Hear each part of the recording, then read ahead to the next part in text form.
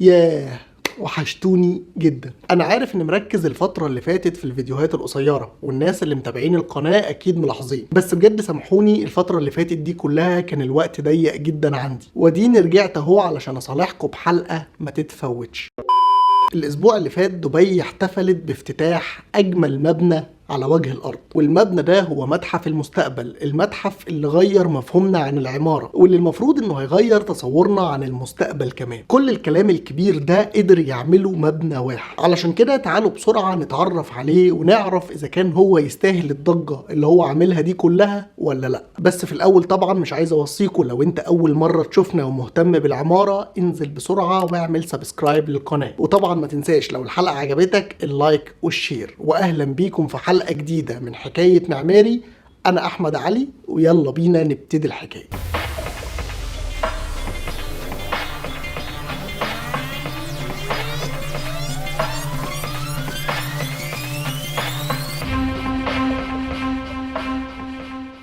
الحكاية بتاعتنا ابتدت في 2015. ساعتها حكومة دبي قررت انها تكمل سلسلة المباني المميزة اللي بتعملها على طول، وتعمل لنا متحف ما اتعملش زيه قبل كده في اي مكان في العالم. متحف يعبر عن المستقبل ويورينا شكل حياتنا هيكون عامل ازاي بعد 50 و60 سنة من دلوقتي. علشان كده سمته متحف المستقبل. متحف زي ده ما ينفعش التصميم بتاعه يكون عادي، لا ده لازم التصميم بتاعه يكون جاي من المستقبل وما اتعملش زيه قبل كده في اي مكان في العالم. وده علشان يعبر عن الفكرة اللي عايز يوصلها المتحف، وكمان علشان يجذب الناس من كل حتة في العالم. في الوقت ده اتعمل مسابقة معمارية اشترك فيها عدد كبير جدا من المعماريين في العالم، والتصميم اللي كسب المسابقة كان للمعماري شون كيلا صاحب مكتب كيلا ديزاين. واختاروا مكان المتحف بحيث يكون في قلب دبي في الحي المالي، وكمان بيطل على محور الشيخ زايد. شون لما فكر في التصميم كان عايز المبنى بتاعه يكون مختلف ويعبر عن المستقبل، بس في نفس الوقت يكون مرتبط بالمكان اللي هيتبني فيه، اقصد يعني الهوية العربية. علشان كده التصميم بتاعه كان عبارة عن كتلة نحس كده انها بيضاوية الشكل وملهاش اي حواف، انسيابية بالكامل ومبنية فوق تلة صناعية خضراء. والكتلة كمان ما كانتش كلها مصمتة، لا ده كان فيها فراغ بيضاوي برضه. وعلى حسب تصريحات المعماري ان كل جزء من التلاتة اللي احنا قلناهم دول كان ليه رمزية معينة المفروض يوصلها. يعني مثلا التلة الخضراء اللي اتبنى عليها المتحف كانت بتعبر عن الارض والامكانيات اللي فيها اللي المفروض نستغلها، وكتلة المتحف نفسها كانت بتعبر عن الانسانية او البشر وازاي بيحاولوا يستغلوا الامكانيات دي لخدمة العلم ويطلعوا منها ابتكارات في كل المجالات.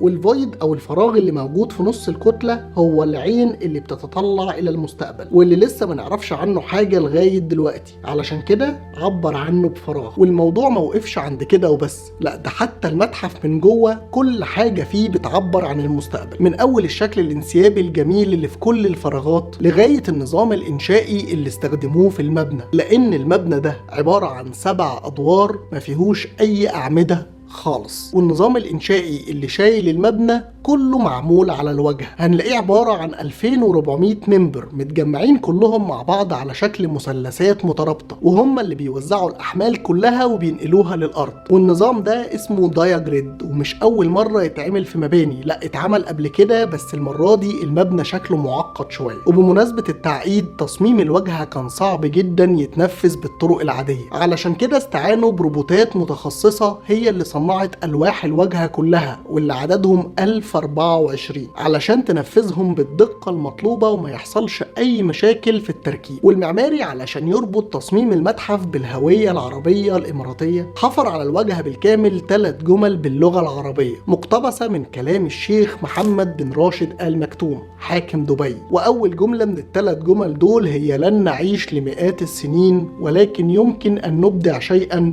يعيش لمئات السنين. والمقولة الثانية هي إن المستقبل سيكون لمن يستطيع تخيله وتصميمه وتنفيذه. والمقولة الثالثة هي: سر تجدد الحياة وتطور الحضارة وتقدم البشرية هو في كلمة واحدة، وهي الابتكار. علشان كده هدف المتحف هو التركيز على الابتكار العلمي في كل المجالات، واللي صمم الجمل دي على واجهة المتحف هو فنان إماراتي اسمه مطر بن لاحق. وطبعا تنفيذها على الواجهة كانت عملية معقدة جدا، علشان كده زي ما قلتلكوا انهم استعانوا بروبوتات متخصصة علشان هي اللي تنفذ ألواح الواجهة وتطلع بالصورة اللي احنا شايفينها دي. تحس كده انه مش مبنى عادي، لا ده سفينة فضاء واقفة على الأرض، فعلا مبنى جاي من المستقبل. والإحساس ده بيتأكد لما بندخل المبنى، بنحس اننا في سفينة فضاء حقيقية. الفراغات الانسيابية بالكامل اللي ما فيهاش أي حواف، شكل الأسانسيرات، اللون الأبيض اللي مستخدمينه في أغلب الفراغات، كل حاجة. ده غير ان كل دور في المتحف بيورينا المستقبل من منظور مختلف. يعني مثلا الدور الخامس هيحسسك انك موجود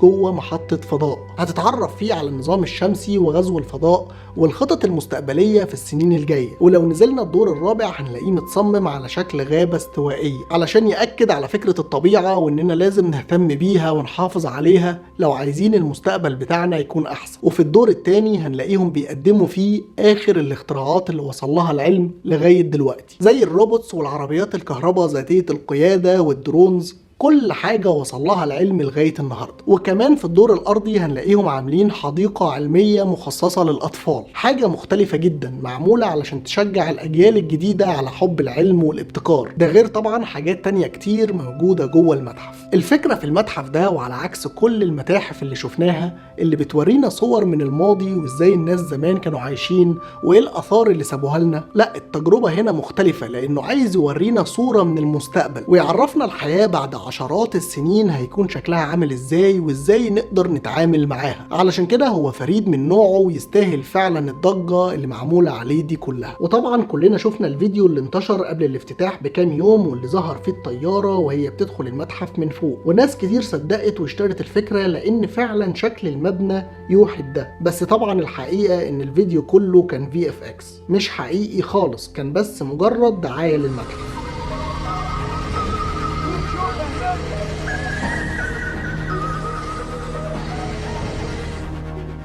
حتى يوم الافتتاح اتعمل فيه عروض بالبروجيكتورز حلوة جدا تليق فعلا بقيمة المبنى، وبتأكد على اهتمام الإمارات بالعمارة وإنها واخداها وسيلة علشان تنشط السياحة عندها وتجذب الناس من كل أنحاء العالم. والكلام ده مش جديد، لا ده بيحصل من أيام برج العرب وبرج خليفة أطول برج في العالم وإكسبو دبي اللي شغال دلوقتي، وأخيرا متحف المستقبل ومباني تانية كتير. كلهم هدفهم واحد وهو جذب السياحة العالمية لدبي وتكون هي مصدر الدخل الأساسي للإمارات في مرحلة ما بعد البترول. بس كده خلصت حلقتنا النهاردة. لو الحلقة عجبتك ما تنساش اللايك والشير، واشوفكم إن شاء الله في حلقة جديدة وحكاية جديدة من حكاية معماري.